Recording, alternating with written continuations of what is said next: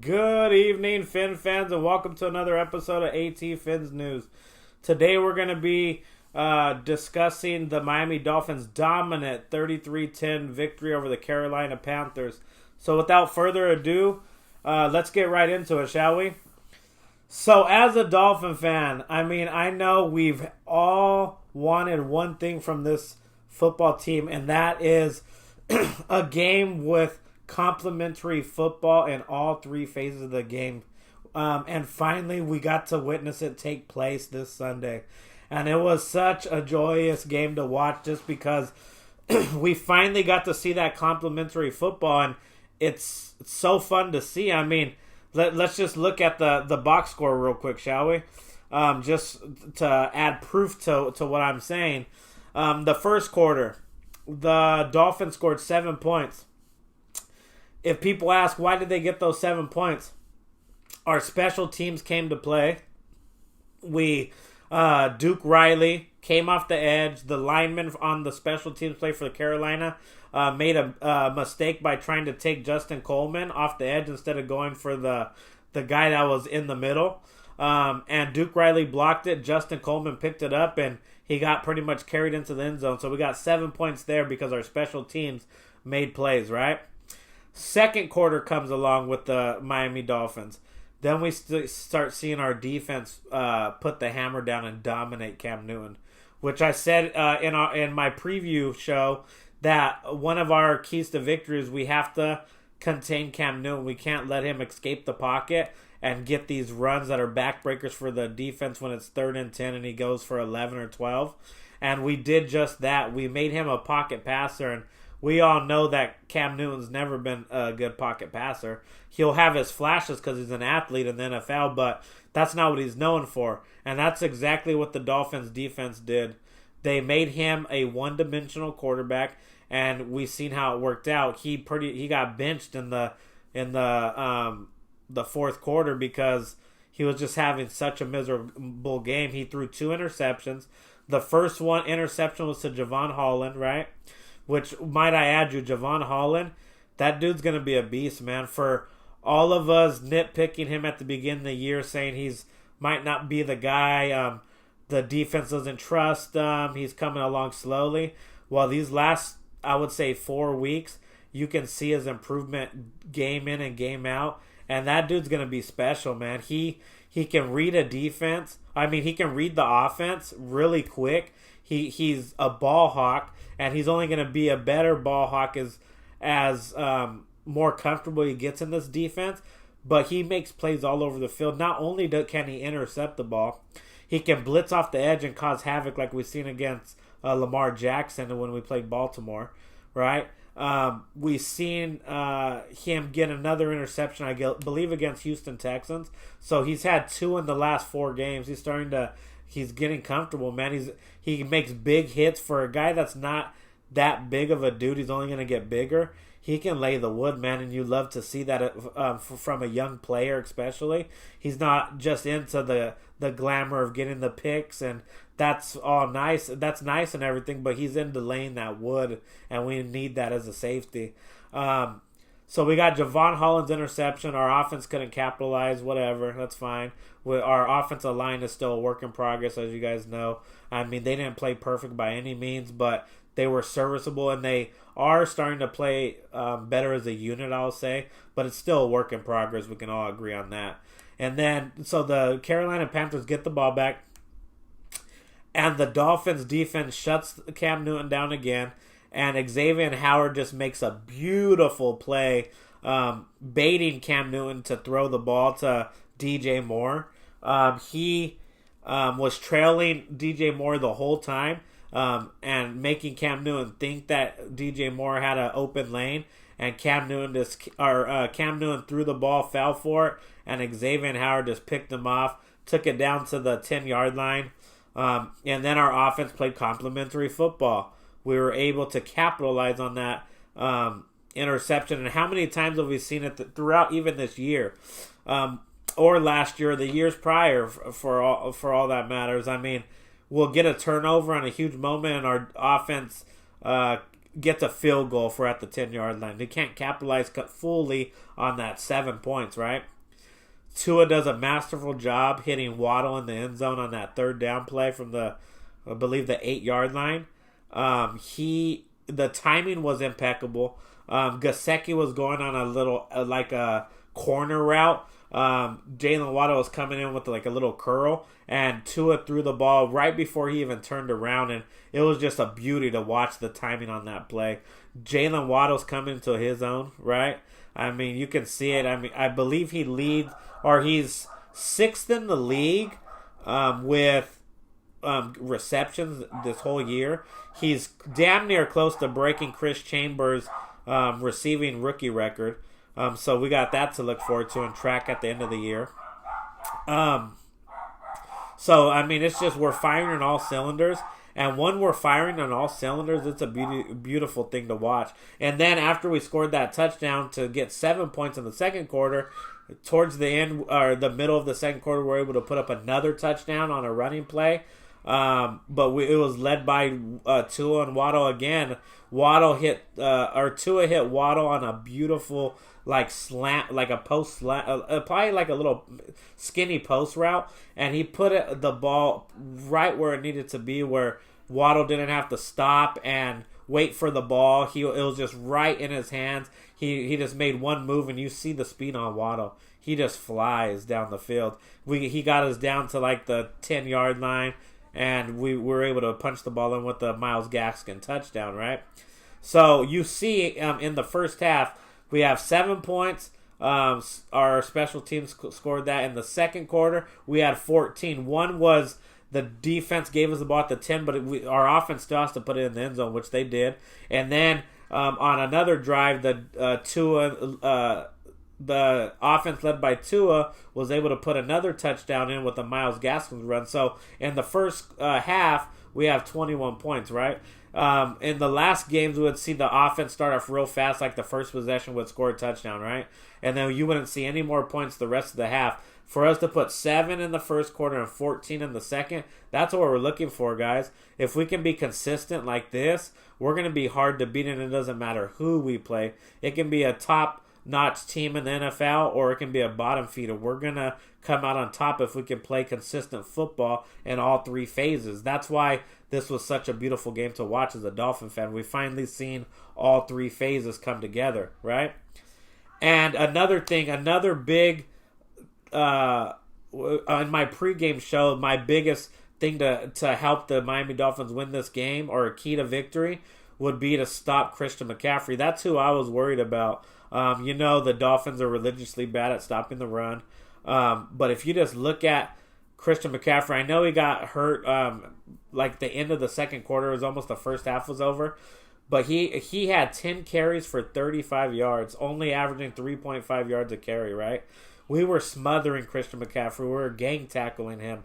The biggest play that sticks out to me in the first half with our defense was that read option Cam Newton was doing with Christian McCaffrey, that one play where we had 3 of our defenders in the backfield. It was Jerome Baker, Jalen Phillips was in the backfield, and I believe it was maybe Adam Butler, but I'm not too sure on the third one. But there was 3 of our defenders on the backfield just with our hands ready just to tackle McCaffrey once he got the ball. And that was awesome to see. We finally got a defense that can stop the run. And if we can, and if, like I said before, if we were able to stop the run in this game and make Cam Newton one-dimensional, a pocket passer, we weren't going to lose this game. And it showed in the score, dominating him 33-10, right? I mean, look at Cam Newton's stats. I believe he completed 5 passes for 20. He had 5 completions on 21 attempts, right? Only 90 something passing yards. He had those 2 interceptions, so his QBR was only a 5.4. So, and then they put in PJ Walker, and it's not like he did any better. He had 87 yards and one interception. But it's just amazing to see us firing on all cylinders, like I said, man. I mean, we'll be definitely hard to beat. And one other thing, just to put this into perspective, Tua, right? Tua, I know he gets a lot of criticism. he is a young quarterback. He's developing in front of our eyes right now. We see it each week. He's getting better. He's getting command of this offense. He's becoming that leader that we all want him to be right out of college, right? You see it. Did you guys see when we had those 2 back-to-back false starts, how upset Tua was? He slammed the ball on the ground, and he was yelling at his receivers to get it together. Whenever linemen had issues, he would yell their name and say, you got to pick it up. He's holding guys accountable. He's becoming that vocal leader, and it's just a beauty to see. And to see his stats against Carolina's defense, which I wasn't aware before the game. I knew their defense was like middle of the pack, but I had no idea that they were number 1 in passing yards a game as a defense. And for Tua to put up 230 yards, how efficient he was, only missing on 4 passes and having that 1 touchdown, he was so efficient and locked in that, like I said, we won't lose many games with Tua playing this way. And it's not like he's not going to get better. Like I said, he's still young. He's still seeing things on defense that he's never seen before. So he's going to get better each game. But to see this against that high-rated passing defense is a thing of beauty. Because if you guys don't realize, Matt Ryan's had a way worse game against Panthers than Tua did. Mac Jones had a bad game against the Panthers and Tua. That Tyler Heineke guy from the Washington football team had a way worse game than Tua against the Panthers D. So that's stuff to build on for Tua. That's only going to help his confidence grow, and I expect big things moving forward from Tua. Each week I want to see that progression. Even this game, you've seen him looking at through all of his progressions. You've seen him looking downfield, then he went intermediate, then he would hit Smythe on a check down, but that's through his progression. He didn't just snap the ball and throw it to Smythe away. You've seen his eyes working his way down, and that's a franchise quarterback. That's something that he just needs to get better on and better on, and he will the more snaps he takes. So the Dolphins, after starting 1-7, this fan base in shambles, bickering back and forth, what we need to do, and then to see our team turn it around this drastically and become a force to be reckoned with each game. It's just awesome to see. And as a Dolphin fan, we should all be excited. We should all love seeing the growth of this team, seeing young guys step up. Like, for example, like I said, Javon Holland stepping up, right? Brandon Jones, don't forget about him. We found our 2 safeties, y'all. And the crazy thing is that whenever we traded away Minkah Fitzpatrick, we were all saying that we're never gonna find a safety like this. For Greer to be able to draft our 2 safeties of the future in back-to-back drafts is amazing, guys. It's like we got our 2 safeties of the future. We don't have to worry about in the draft finding another safety. We have them locked in. And the beautiful thing about that is because they're so young and close in age, they're going to be able to grow together. And they're gonna be able to become a dominant duo in this league as far as safeties go. And they're so diverse, and their ability to do different things on this defense is what makes them stand out. As far as they both can blitz off the edge really well. They're both good at covering receivers. Javon Holland's a little better, but Brandon Jones is no slouch. And they're both for sure tacklers, and that's all you can ask for. Chris Greer hit it out of the park with those 2 safeties picked. Not only did he hit it out of the park with those, you got to realize he also hit it out of the park with Jalen Phillips. With his progression, how good he is. I mean, he has 8 sacks this year after the 3-sack performance last week against the Panthers. So I believe the only person that has more sacks than him as a rookie is Micah Parsons. And all guys know how beastly he is. So that's the beauty of it, to see our draft picks flourish. And then a Jalen Waddle. I mean, all those 3 rookies this year, they're arguably going to be up for debate to be Rookie of the Year. And when is the last time, as a Dolphin fan, you can say that we not only have one person being in that conversation, but 3 of our first draft picks? I mean, those are our top 3 picks right there. So you got to give Chris Greer credit of hitting out of the ballpark on that one. And especially if he does hit on Tua, like how Tua's been balling of late, and you can see the him progressing each week, and he's getting better. If he hits on all those 4 draft picks, he's going to go down. Chris Greer's going to be one of the best. And then just 5 weeks ago, we're calling for this man's job. So I'm glad to see this team turn it around. I'm glad to see our coaches progressing and growing with these players. I mean, even at the beginning of the year, we're talking about how the offensive coordinators are terrible. They're running an elementary school offense, but if you've seen the last few weeks, they're growing as well. They know what they have in Tua, they know what they have in Waddle, and they know what they have in our other playmakers, and they're putting our team in a good position to win ball games. They're designing creative plays finally, if you see it now. I'm liking the certain play calls that they're calling, which we didn't see at the beginning of the year. So even our coaches are growing. So I mean, we're firing on pretty much all cylinders right now, and we hope we can just maintain this level of play and get better each week. And it's going to bode well for us moving forward.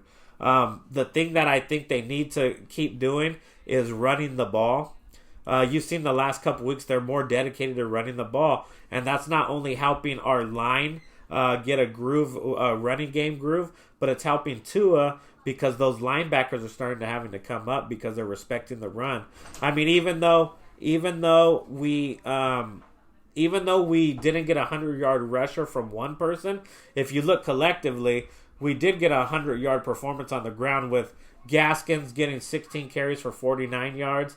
And then the surprise of the day was Phillip Lindsay even being active and ready to go after just getting in on Wednesday. It's a pleasant surprise. He had 12 carries for 42 yards. And then we had Ahmed carry the ball 5 times for 17 yards. So we got over 100 yards collectively. So that's an improvement in itself. But we got to just keep on that momentum. And once this offense is consistently putting up points, like our defense is consistently shutting down teams, we're going to be almost impossible to stop. And we're going to be a hard team to beat each week. But we just got to get that consistent level of play. So I'm looking forward to seeing our next game. I'll be coming out with a video on Friday with our upcoming matchup against the Giants. But as far as the Dolphins, man, let's just keep this momentum going. Let's keep streaking, baby. And fins up, guys. And right before I leave, I will just say, like I say after every stream, if you guys can please hit that like button. Please subscribe so we can grow this channel organically. And like I said, fins up. Have a good night, y'all. I appreciate each and every one of you all. And I'll see you guys Friday. Again, fins up, and I'm out. Peace.